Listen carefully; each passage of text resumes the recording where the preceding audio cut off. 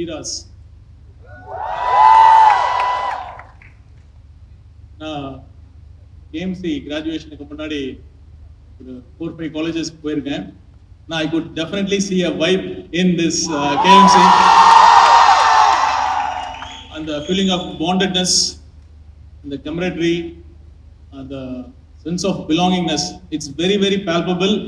Really உங்களை பார்க்குறப்ப எங்களோட காலேஜ் டேஸ்லாம் ஞாபகம் வருது. அப்புறம் குறிப்பாக அந்த கிளாஸ் ரெப்ரஸன்டேட்டிவ், பேட்ச் ரெப்ரஸன்டேட்டிவ் ராஜே, he spoke very well, touchingly. எனக்கே லாஸ்ட்டாக அவர் முடிக்கிறப்ப ஐ திங்க் ப்ளீஸ் நீங்கள் முடிக்கிறப்ப நீங்களே எமோஷனலான ஃபீல் பண்ணதை பார்த்து நான் எமோஷனல் ஆகிட்டேன். எனிவே, இந்த 61வது பட்டமளிப்பு விழா இதற்கு வருகை தந்து சிறப்பித்துக் கொண்டிருக்கும் என் அன்பிற்கினிய சகோதரர் மாண்புமிகு கல்வித்துறை அமைச்சர் ராஜ்மோகன் அவர்களே, மாண்புமிகு அண்ணாநகர் சட்டமன்ற உறுப்பினர் ராம்குமார் அவர்களே, கேஎம்சி கல்லூரியின் முதல்வர் டாக்டர் கவிதா அவர்களே, இப்போ பேசிட்டு இருக்கப்ப தான் சொன்னாங்க மேடமும் நான் கவர்மெண்ட் சர்வீஸில் பிரைமரி ஹெல்த் சென்டரில் ஒர்க் பண்ண அதே பிளாக்ல அவங்க ஒர்க் பண்ணியிருக்காங்க, தலி பிளாக்ல. So nice ma'am. இந்த கல்லூரியின் vice principal, medical superintendent, RMO, chief doctors, associate professors, assistant professors, and all doctors and all faculties of this KMC, and my dear Dhiras, and the proud parents. இந்த மொமெண்ட்டுக்காக உங்க கண்ணிலையும் அந்த ஒரு ஆனந்தம், அந்த பெருமை தெரியுது. Is really worth every moment here. And all of you a very very good evening, a special good evening to one and all. இந்த KMC கிராஜுவேஷனுக்கு வரதுக்கு ஒரு ஸ்பெஷல் ரீசன் இருக்கு, அது தெரியுமா?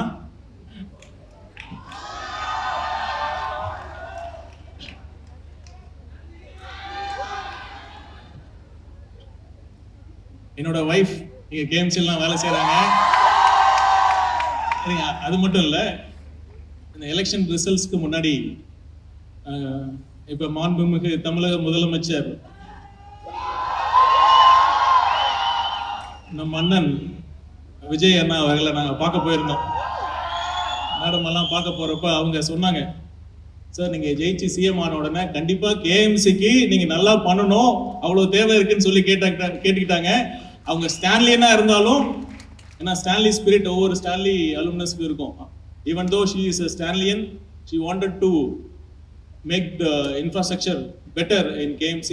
ஸோ அதனால டெஃபினட்டா அதுக்காக கண்டிப்பா வரணும்ல, வராம இருக்க முடியுமா? அப்புறம் see, I take this opportunity, இப்பயே நான் சொல்லணும், மேடம் கூட சொல்லிட்டு இருந்தாங்க, KMCல Panagal hall, it's an heritage hall சொன்னாங்க. நீங்க டெஃபினட்டா KMCல ஒரு ரெட் ஃபோர்ட் உங்களுக்கு தெரியும், பார்த்துருப்பீங்க, அனாட்டமி பிளாக், ஒரு red fort, it's emotionally attached. அதே மாதிரி தான் உங்களுக்கும் ஒவ்வொரு KMCனுக்கும் அந்த பனகல் ஹால் அட்டாச்சா இருக்கும். Definitely we will renovate it, restore it.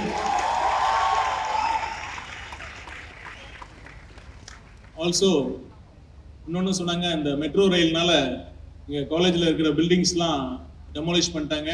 So need additional பில்டிங்ஸ்னாங்க. Definitely it will be done. As a doctor நாம பண்ணலாம், வேற யாரும் பண்ண போறா? ஏன்னா நான் எல்லா மேடையிலையும் சொல்லுவேன், நான் முதல்ல ஒரு டாக்டரா இருந்தேன், அப்புறம் பியூரோக்ரேட்டா இருந்தேன் ஒரு 15 இயர்ஸ், அப்புறம் இப்போ பாலிடிக்ஸ்ல இருக்கேன். இருந்தாலும் என்னோட அடையாளம்னா அது டாக்டர் தான். நான் I am very proud as a doctor.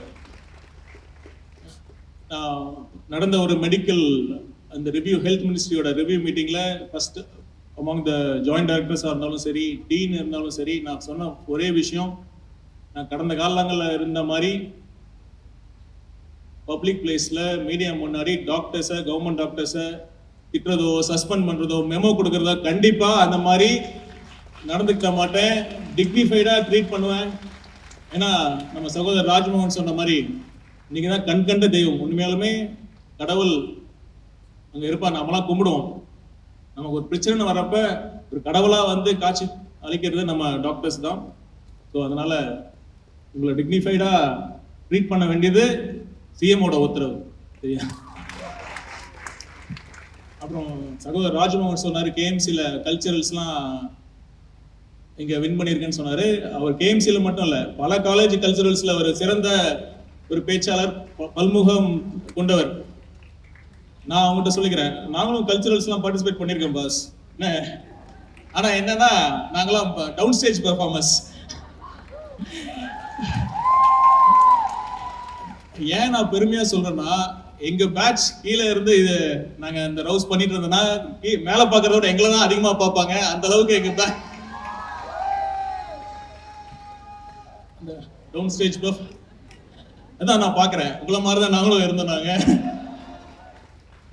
Really really great. அப்புறம் மாண்புமிகு கல்வித்துறை அமைச்சர் இன்னொரு முக்கியமான விஷயம் சொன்னார், டாக்டர்கிட்ட கனிவா பேசணும் அப்படின்னு சொன்னார். அதான் அதை நோக்கி தான் இப்போ பார்த்தீங்கன்னா நம்ம next level of health care எடுத்துகிட்டு போயிட்டு இருக்கோம்.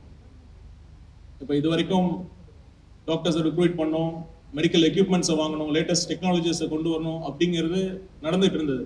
நம்ம next stage of reforms in health care பார்த்தீங்கன்னா பேஷண்ட் எக்ஸ்பீரியன்ஸ்னு சொல்கிறோம்.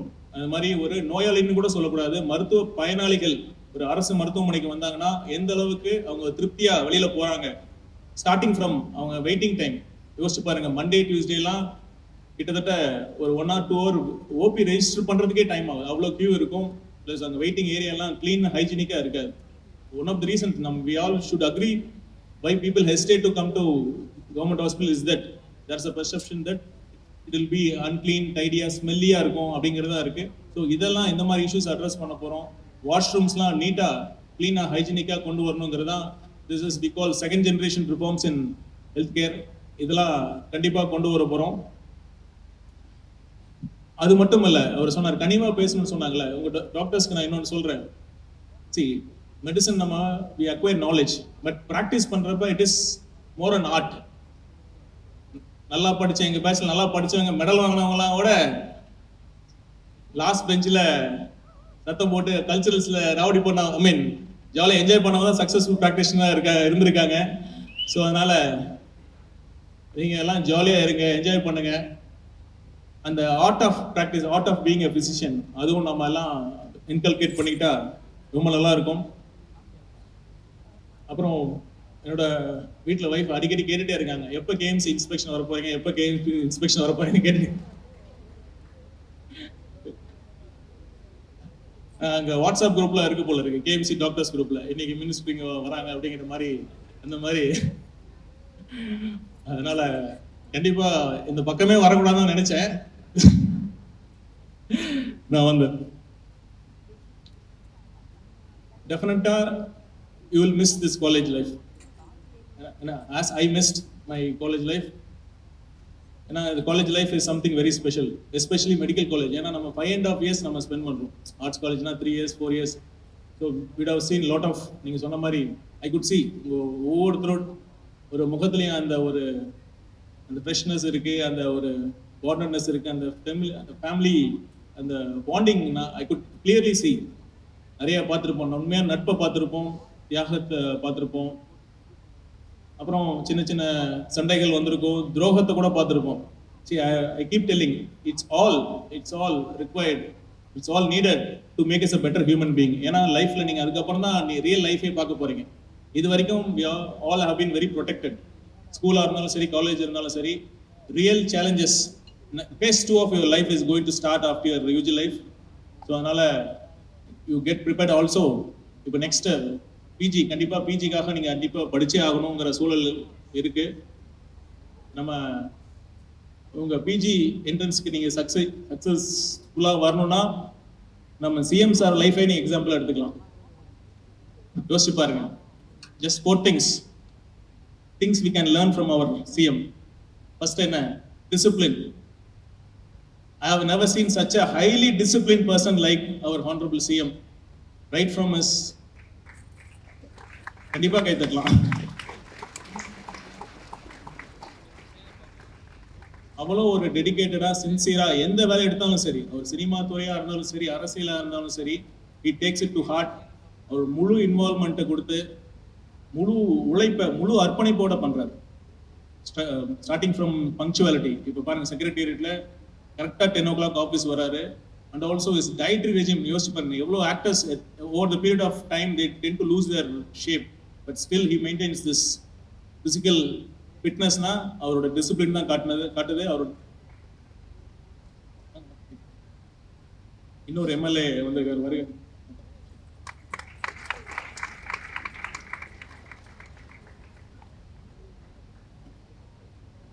Then secondly, you set your goals high. யோசிச்சு பாருங்க, இந்த 60 yearsல இந்த டூ பார்ட்டிஸ் வேற அரசியலுக்காக பேச விரும்பல, ஜஸ்ட் ஐ எம் டெல்லிங் அந்த ஸ்பிரிட் ஆஃப் திஸ் மெசேஜ் மட்டும் எடுத்துக்கோங்க. யாரும் பண்ண முடியுமா அப்படின்னு யோசிச்சு பார்த்துட்டு இருந்தாங்க. அப்படிங்கிற சூழல்ல தைரியமா ஒரு செல்ஃப் பிலீஃபோட it took that bold decision. இப்போ நான் விட்டுட்டு வந்தேன்னு சொன்னேங்க, ஐஆர்எஸ் விட்டுட்டு வந்தோம் அப்படின்னு சொன்னீங்க, அதை விட பெரிய டிசிஷனை நம்ம சிஎம் சார் எடுத்திருக்காரு. So set your goals high. அப்புறம் இன்னொரு விஷயம் என்னன்னா, hard work. There is no substitute to hard work. திருக்குறள்ல நிறைய திருக்குறள் இருந்தாலும் எனக்கு ரொம்ப பிடிச்சது, தெய்வத்தால் அகாதிரினும் முயற்சி தன் மெய்வருத்த கூலி தரும்னு சொல்லுவாங்க.